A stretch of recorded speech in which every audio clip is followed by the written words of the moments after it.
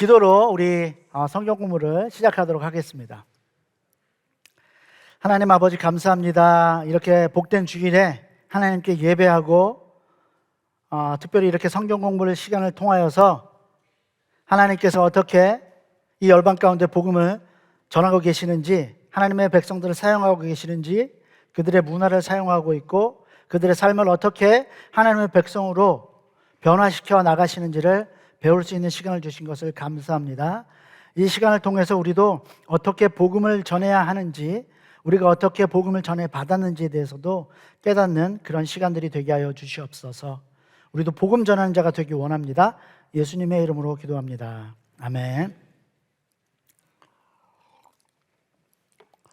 네, 오늘 성경 공부 주제는요, 복음 전파와 상황화라는 제목입니다. 상황화, 영어로는요, 영어로 안 할게요. 한글로 하겠습니다. 그냥 상황화. 네, 좀 많이 지금 굳었어요. 이게 돌아가야 되는데 잘 안 돌아가고 있습니다. 이게 선교 용어입니다. 선교하시는 분들은 다 아는 그런 용어인데요. 상황화. 이건 복음을 현지인들에게 복음을 잘 효과적으로 전하기 위해서 현지 문화와 상황에 모순되지 않는 모양으로 복음의 진리를 전달하는 전략, 이런 걸 상황화라고 하는데요. 대표적으로 한국 교회에 있었던 상황화 중에 한 가지가 뭐가 있냐면요, 새벽 기도입니다. 새벽 기도. 한국 사람들은 그때 복음이 전해지던 당시에 1800년대 후반 대부분 다 농부였습니다. 농부들은 아침 일찍 일어나야 되죠. 아침 일찍 일어나서 밭일하러, 논일하러 이제 나가야 되니까 사람들이 아침 일찍 일어났어야 돼요. 그래서 이 백성들이 일찍 일어나는구나. 그래서 아침 일찍 일하러 가기 전에 기도하러 가면 새벽 예배를 드리고 기도하고 나가면 좋겠다. 그래서 이제 새벽 예배를 드리기 시작했습니다. 일종의 상황화예요. 또 보니까요, 아까 우리 조선 사람들은 대부분 농부였어요. 혹시 여기서 이제 농촌에서 생활하신 분들은 없어 보이시네요. 다들 너무 도시적으로 생기셔가지고. 겨울이면 농한기입니다. 농한기. 이제 할 일이 없잖아요. 할 일이 없어서 농한기에는 아주 조선 사람들 별의별 일 다 했습니다. 근데 그걸 보고 선교사들이 뭘 생각했냐? 농한기를 말씀 가르치는 시간으로 가져야 되겠다. 그래서 말씀 사경회라는 게 생겼습니다. 말씀 사경회 하면요, 일주일, 2주일 동안 사람들이 교회에 모여가지고 하루 종일 말씀만 들어요. 거기에 겹친 게 뭐냐? 아까 새벽 기도 얘기했잖아요. 새벽에 일어나. 새벽부터 이 사람들 해 질 때까지 예배 드려. 말씀 들어요. 그게 이제 또 상황화 중에 한 가지였어요. 농부들이 많은 그 농경사회의 예배 문화가 새벽 기도, 그 다음에 말씀 사경회, 이렇게 자리 잡았던 거죠. 저는 어렸을 때 저희 아버지가 이제 시골 전라남도 진도가 고향이셨어요. 그래서 제가 이제 서울에 살고 있었는데 겨울방학이면 항상 그런 건 아닌데 종종 그 아버지 동생이었죠. 고모 집에 갔는데요. 겨울방학 동안에. 왜 갔냐? 고모 집에는 서당이 열리는 집이었어요. 서당이 열려가지고 거기에 이제 동네 어린이서부터 고등학생 때까지 다 모여가지고 하늘천 따지, 저는 하늘천 따지 천자문 배웠고 우리 동네 형들은 사서삼경을 배웠습니다. 얼마 동안? 겨울방학 내내. 이게 농경 문화예요. 몇 시부터 일어나서 했냐? 새벽 6시부터 했어요. 새벽 6시부터. 그때는 더 가혹했어. 옛날 농경사회는 불이 없었기 때문에 일찍 끝나야 되는지 모르지만 제가 어릴 때만 해도 안타깝게도 전기가 들어왔어, 그 동네에. 밤 10시까지, 새벽 6시부터 밤 10시까지 하늘천 따지 하고 있어야 돼요. 그리고 숙제를 어마어마하게 내줘요. 우리 훈장군 선생님이. 밤 12시까지 그 한자를 써가지고 한 10장씩 갱지 있죠. 갱지에다가 10장씩 한자를 써야 돼요. 12시에 자. 새벽 6시까지 가려면은 5시 50분에 일어나서 눈 비비고 가서 공부를 했어요. 이게 농경 문화였습니다. 그런 농경 사회에 선교사들이 복음을 전하면서 교회 문화, 예배 문화, 성경학교 문화를 그렇게 만들었던 거죠. 그게 상황화였습니다. 그때 복음을 전하는 현지의 상황들에 맞게 여러 가지 복음을 전하는, 효과적으로 복음을 전하는 전략이 상황화라는 전략입니다. 20세기에 대부분 20세기에 대학을 다니셨을 것 같아요. 한국에서 21세기에 다니신 분이 없어 보이네요. 네, 20세기 한국에 계신 분들, 한국에 그때 당시에는 대학생 선교단체에서 예수를 믿게 된 사람들이 또 많이 있었어요. CCC, UBF, 예수전도단, IBF. 특별한 상황입니다. 대학이 많아지면서, 대학생들이 많아지면서 대학생들에게 복음을 전하는 상황, 그게 상황화예요. 그때 당시에 대학생 선교단체는 지역 교회와 약간 분위기가 달랐죠. 상황이 달랐기 때문입니다. 그리고 또 한마음교회, 저는 초기에 있지 않았지만 한마음교회가 30여 년 전에 탄생했을 때 한마음교회는 유학생 교회라고 들었어요. 카보로 지역의 미국 교회를 빌려서 예배드리는 한인 유학생들의 교회였죠. 아주 특별한 특수한 시대에, 특수한 지역의 그런 모습이 반영된 한마음교회였죠. 30여 년이 지났습니다. 한마음교회는 다른 교회와 또 다른 모습을 가지고 있어요. 사뭇 다르죠. 그런 특징들을 가지고 있습니다. 특별한 시대와 지역에 따라서 상황화된 교회가 세워진다. 다양한 모습의 교회들이 세워진다라는 것이 상황화에서 아주 중요한 관찰이었고, 그렇기 때문에 각 시기와 시대의 상황에 맞게, 지역의 상황에 맞게 복음을 전할 필요가 있다라는 것입니다. 뉴욕 맨하탄에 가면요, 리디머 교회라고 있습니다. 그 교회 사람들은 이렇게 불리운다고 하네요. 맨하탄에서 가장 생기 있는 사람들.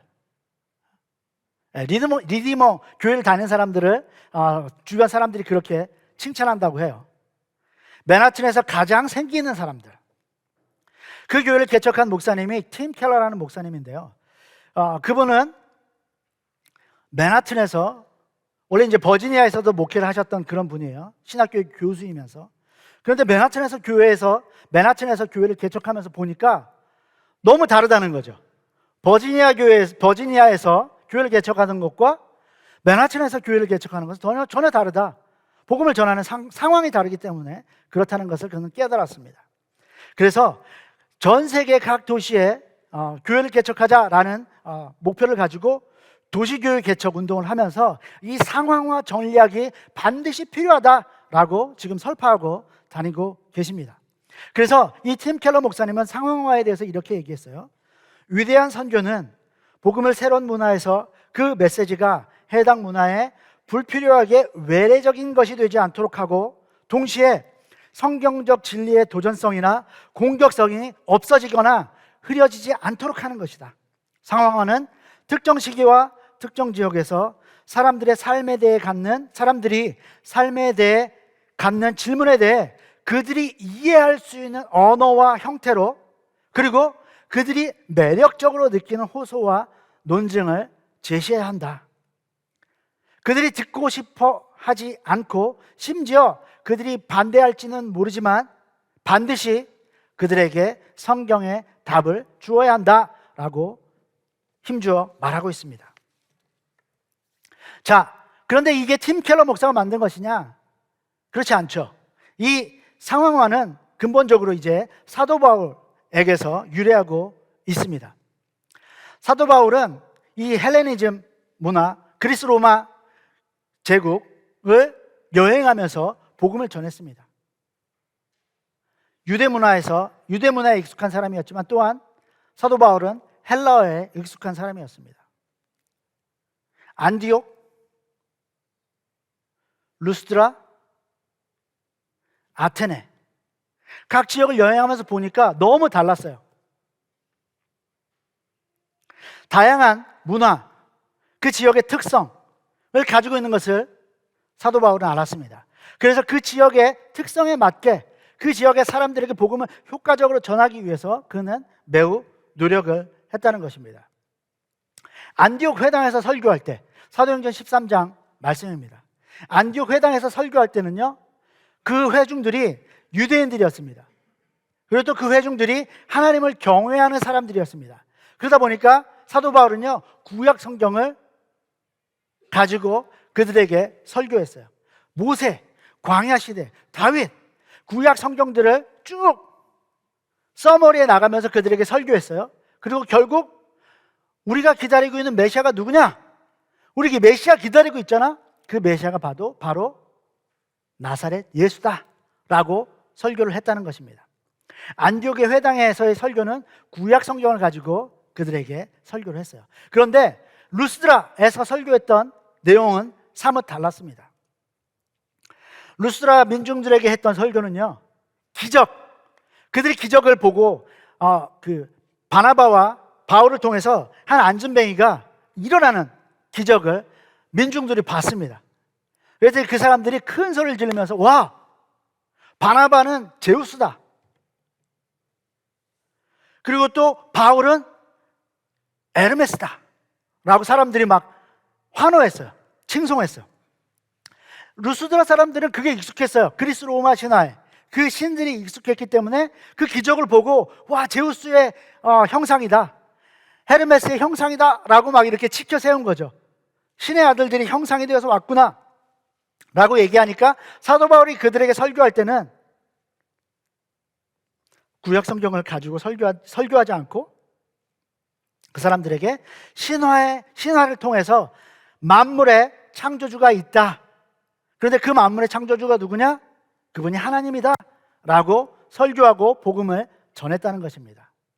안디옥 회당에서의 설교와 루스드라 민중들에게 하는 설교가 사뭇 달랐다는 거죠. 그리고 또 아테네입니다. 아테네 사람들은 철학자, 지혜자들이 있는 곳이고요, 더 다양한 사람들이 모여있는 그런 곳이죠.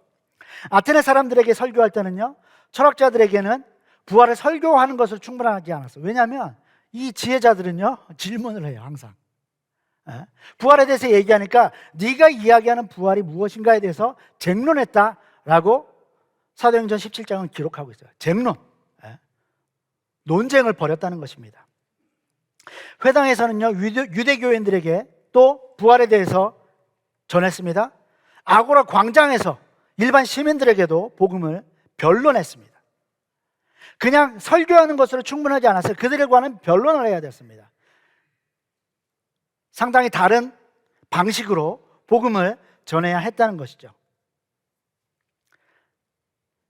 그들이 관심을 가지고 있는 부활 사건에 대해서 바울은 중심적으로 다루고 변론을 했습니다. 이렇게 사도 바울은 다른 문화와 다른 지역, 특수한 그 지역에 맞춰서 복음 설교의 내용을 바꾸어 가면서 복음을 전했다는 것입니다. 복음의 진리가 바뀌었다는 의미가 아니라 복음을 전하는데 무엇을 중심으로, 무엇을 접촉점으로 해서 그들에게 복음을 전했느냐, 그것은 달랐다는 것이죠. 그것을 보고 복음을 전할 때 우리가 지금 지금 다양한 문화와 다양한 언어들을 보고 있는데 그들에게 어떻게 복음을 효과적으로 전할지, 그것을 이 사도 바울의 복음 전도 방식에 따라서 전략을 만들었는데 그것을 상황화라고 설명을 하고 있는 것입니다. 자, 우리가 이제는 데살로니가 전서를 한 달 동안 배워 나갈 텐데요, 데살로니가의 어떤 상황을 통해서 복음을 전했는가, 우리가 그것을 한번 보기를 원합니다. 다음 슬라이드 한번 넘겨봐 주시면 좋겠습니다. 네. 이제 우리가 데살로니가가 어떤 지역인가를 한번 보도록 하겠습니다. 누구나 한 번쯤은 꿈꾸는 여행지, 휴양의 천국 그리스입니다. 이 아름다운 풍경 속에 숨겨진 사도행전의 이야기를 아십니까? 목숨을 걸고 복음을 전했던 사도 바울의 발자취가 남아있는 이곳. 바울 사도도 뭐 때로는 이렇게 나귀도 타고 가시고, 이 땅 곳곳에 배어있는 사도 바울의 흔적을 따라가 봅니다. 쭉 이렇게 다니면서 이렇게 보면 정말 아름다운데, 그 가는 곳마다 이 바울과 생각해 보면 정말 그냥 머릿속에 그냥 복음의 열정밖에 없어요. 사람의 손으로 만든 것은 신이 아닙니다. 이 여기서 와 좋다 이렇게만 있을 수는 없을 것 같아요. 바다에선 풍랑을 만나고 도시에선 감옥에 갇히는 등 파란만장했던 바울의 여정. 우리의 첫 번째 목적지가 바로 까발라. 성경에는 네아폴리라고 나오는 곳이죠. 네아폴리는 그리스에서 터키로 가는 길목에 위치한 항구 도시인데요. 인구 10만 명이 살고 있는 활기찬 도시의 모습과 평화롭고 여유로운 바다 풍경이 공존하는 멋진 곳이죠. 와서 우리를 도우라는 마케도니아인의 환상을 보고 생각지도 못했던 유럽 전도로 방향을 바꾼 바울의 첫걸음이 바로 이 네아폴리 항구에서 시작됐습니다.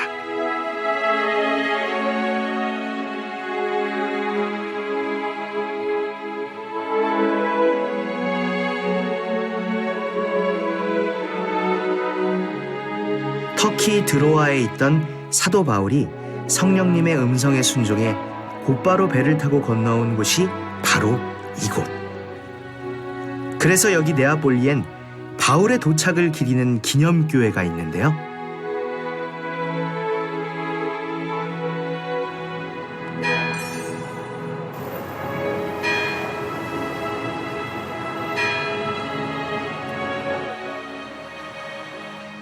교회 앞에는 바울이 꿈에서 본 마케도니아인의 환상이 벽화로 새겨져 있었는데요. 바울이 이렇게 드로아에서 있을 때 마케도니아 사람이 막 이리 건너와서 우리를 도와달라 해서 이제 배를 타고 바로 이곳에 도착하는 그러한 모습의 그림이고,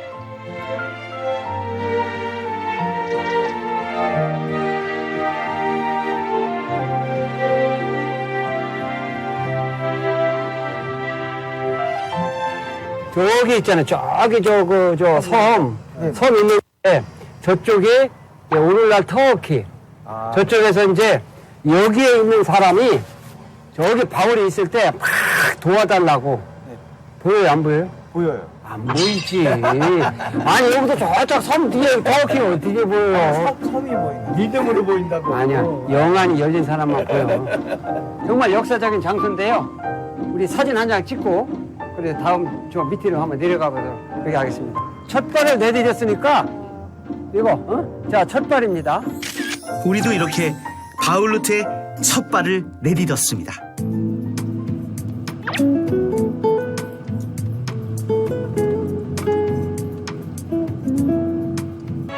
이번에 도착한 곳은 빌립보, 마케도니아의 첫 성이었던 곳으로 사도 바울이 네아폴리 항구로 들어와 가장 먼저 찾았던 곳입니다.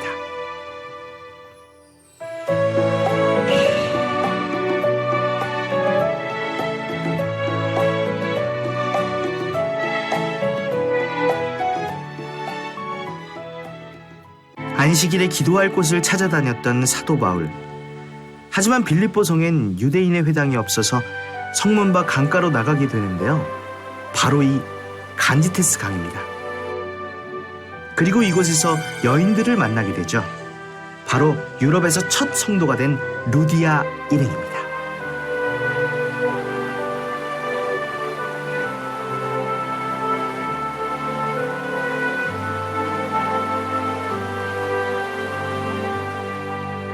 바로 이 강이 루디아가 사도 바울에게 세례를 받았던 곳이라고 해요. 루디아라 한 여자가 말을 듣고 있을 때 주께서 그 마음을 열어서 이제 바울의 말을 따르게 하니까 바울이 이곳에서 당장 세례를 준 거예요. 그래서 생겨난 교회가 우리 여기 있잖아요. 그래서 이 빌립보의 루디아에 의해서 첫 번째 교회가 생기는 거예요. 자색 옷감 장수 루디아 일행을 만나고부터 빌립보에서 바울의 전도 사역엔 힘이 붙기 시작했는데요.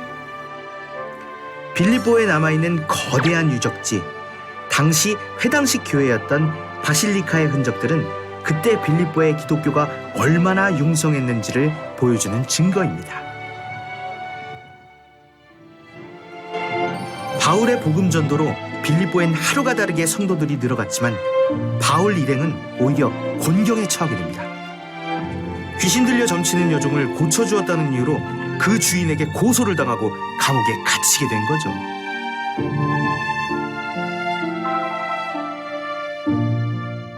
이곳이 바로 바울과 실라가 갇혔던 그 감옥입니다.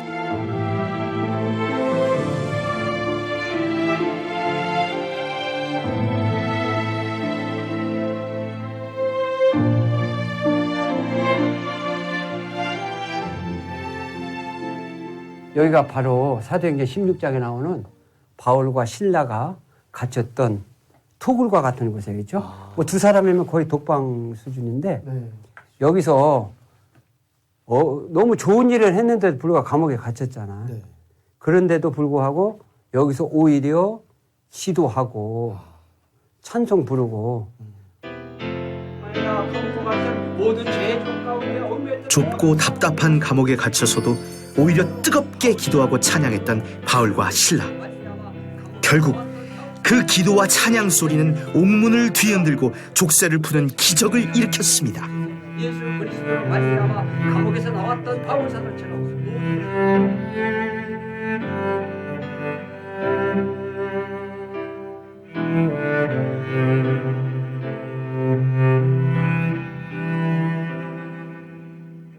모든 권리를 포기한 채 오히려 복음만을 붙잡고 사명을 쫓아 걸었던 바울 사도를 생각해 봅니다.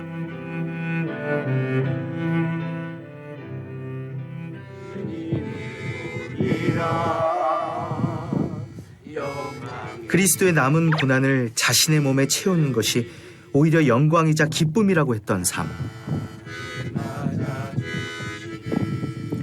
로마 시대 때 만들어진 대로이자 바울 사도가 직접 걸어 다녔던 이 복음의 길 위를 맨발로 걸어봅니다.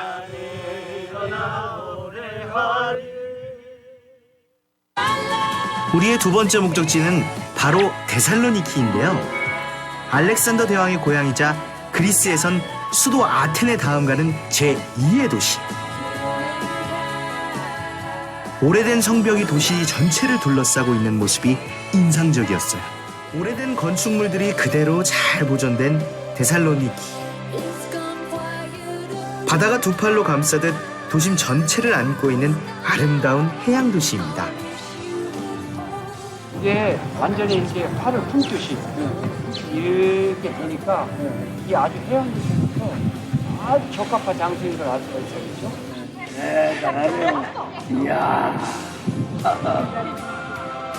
도시의 명물이자 상징인 화이트 타워를 비롯해 역사적인 유적지들을 많이 품고 있는 데살로니키는 현재에도 많은 여행자들이 찾아오는 그리스의 주요 관광지이기도 합니다. 데살로니키 전체를 둘러싸고 있는 이 오래된 성벽에도 사도 바울과 얽힌 스토리가 숨겨져 있다고 하는데요. 바울 사도가 이제 2차 전도 여행 때 들렸다가 야손이라고 하는 사람이 자기 집에 이렇게 모신 거예요. 그러니까 사람들이 그거를 알고 바울을 시기하는 사람들이 이제 바울을 잡으려고 했는데 못 잡은 거예요. 그러니까 대신 분풀이로 바울을 모셨던 이 야손을 이렇게 잡는 사이에 이제 바울이 아까 저기 저 문으로 이제 도망가게 된.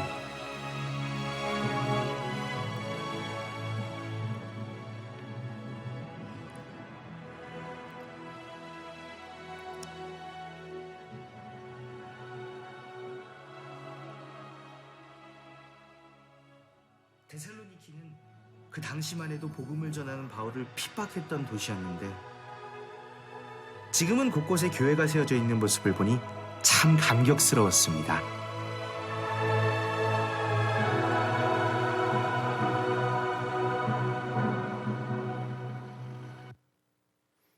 네. 영상을 보니까 좀 이 빌립보하고 데살로니카에 대한 좀 그림이 잘 보이시죠? 저도 처음 봤습니다. 데살로니카가 이런 도시였구나. 지금도 이렇게 멋있구나. 네, 처음 알았습니다. 저도 공부하면서. 자, 다음 슬라이드 한번 보여주십시오. 데살로니카의 위치가 어디냐? 지금 저기 있는데 중간에 이렇게 가로로 지나가고 있는 길이 있죠? 이게 모든 길은 로마로 통한다. 그 비아 에그나티아라는 길입니다. 이 길이 이제 쭉 로마로 이어지고요. 저쪽 비잔틴까지 이어지는 아주 중요한 그런 길이에요. 아까 중간에 영상에서 여러 여행자들이 맨발로 걸어갔던 그 길, 아주 큰 길이죠. 그 길을 통해서 많은 것들이 오가는데요. 데살로니가가 중간에 있고 오른쪽에 보면 빌립보가 있잖아요. 네, 그 빌립보에서 그 이동을 해서 데살로니가로 저 길을 타고 들어왔을 가능성이 아주 높은 것 같습니다. 데살로니가는 BC 315년경에 마케도니아 왕 카산드로가 건설을 했다고 해요. 그리고 그 도시의 이름은 알렉산더 대왕의 이복 누이의 이름을 따서 지었다고 합니다. 그 이복 누이 데살로니가는 도시를 만든 카산드로의 부인이죠. 아까 영상에서는 이 데살로니가가 알렉산더 대왕의 고향이다라고 표현을 했는데요. 그 도시를 만들고 주변에 많은 작은 마을들의 사람들을 이주시켜가지고 큰 도시로 만든 거예요. 그리고 데살로니가가 된 거죠. 그리고 비아 에그나티아를 만든 건 로마 제국이 BC 140년경에 만들었다고 합니다. 그래서 모든 길은 로마로 통하고 특별히 군대가 이제 그 길을 통해서 이동하면서 여러 가지 이제 전쟁과 각 지역을 보호하는 그런 임무를 수행하는 그런 길이었습니다. 바울과 실라, 디모데 이 도로를 통해서 빌립보를 떠나서 데살로니가에 들어왔겠죠. 그 다음에 이제 바울이 복음을 전하게 되는 그 당시의 상황은 어떤 상황이었냐면 주전 44년 율리우스 시저가 브루투스한테 암살을 당합니다. 그 암살을 당하고 나니까 이제 시저의 조카 옥타비아누스 그리고 또 시저의 신복부와 안토니우스가 군대를 꾸려가지고 브루투스를 추격합니다. 어디까지 가냐?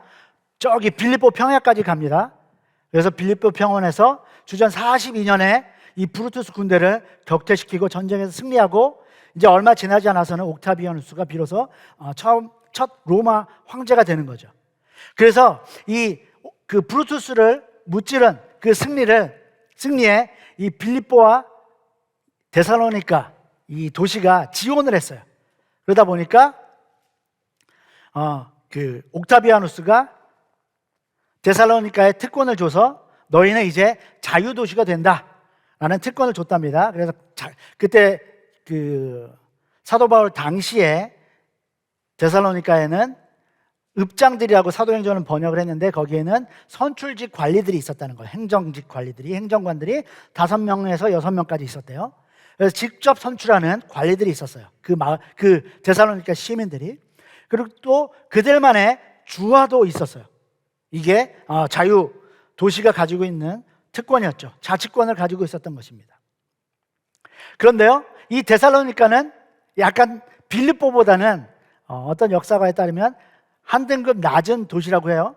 빌립보는요, 데살로니가보다 훨씬 더 큰 특권을 가지고 있었는데요, 이탈리아의 권리에 준하는 권리를 가진다라고 합니다.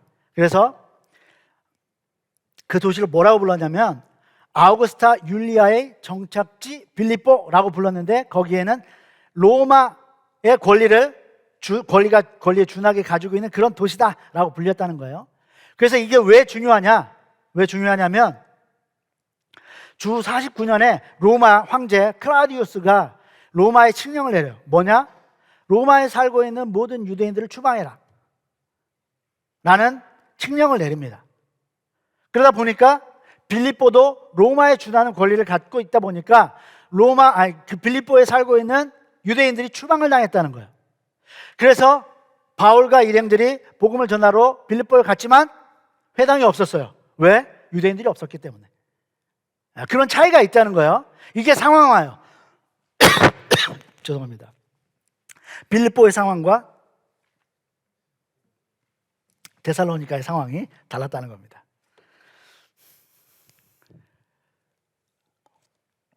네. 데살로니가는 자유도시였다. 그래서 야손과 일행들 잡아서 읍장들 앞으로 데려갔다는 거죠. 네, 유대인들이 많이 살고 있었습니다. 어쩌면 그냥 이거는 제 추측인데 그 빌립보에서 추방당한 많은 유대인들이 아마 가장 가까운 지역에 있었던 데살로니가로 이주했을 가능성이 높다. 그래서 유대인 회당은 특별히 아주 컸다라고 추측할 수 있습니다. 그리고 또 데살로니가에는 유대인들이 많이 살고 있었을 뿐만 아니라 귀부인들도 많이 있었습니다. 바울이 안식일 회당에서 참석해서 성경을 강론하고 뜻을 풀어 그리스도가 해를 받고 죽은 자 가운데서 다시 살아나야 할 것을 증언하니까 많은 유대인들이 그들의 그 사도 바울의 설교를 들었고요. 많은 귀부인들 그리고 또 다른 사람들도 예수를 따르는 사람들이 되었다라는 것을 우리는 발견하게 됩니다. 그때의 상황, 데살로니가의 상황에 대해서 우리는 이해할 수 있게 됩니다. 자, 다음 페이지를 한번 보도록 하겠습니다. 도시의 상황은 그랬고요. 자, 그때 도시 사람들의 생활에 아주 중요한 헬레니즘 문화에 대해서 감사합니다. 네. 기쁘네요. 우리 담임 목사님이 이렇게 챙겨주셨으니까 좀 마셔야겠네요.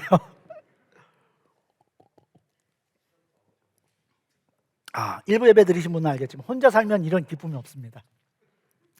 너무 기뻐요. 네.